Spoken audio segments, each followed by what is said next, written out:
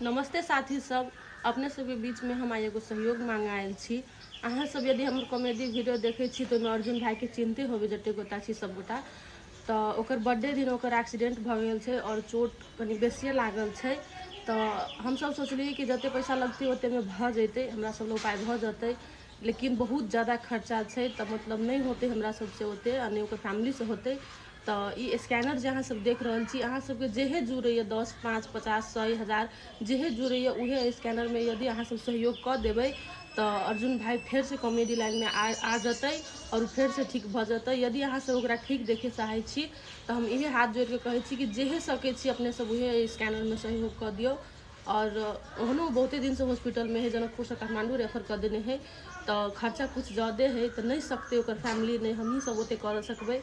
तो प्लीज़ अहाँ सबसे हाथ जोड़ के निवेदन करे छी कि जेहे सके छी उहे सपोर्ट कर दियो, ताकि वो ठीक भ के फिर से चल लगते और एकदम नीक भ के फिर से कॉमेडी में अते और अहाँ सबके जेहने हंसबे छले ओहने हंसेते। अखनी ओकरा हंसबे के टाइम में अहाँ के और हमरा, तो अहाँ सब यदि सहयोग कर देबे तो ठीक भ जते।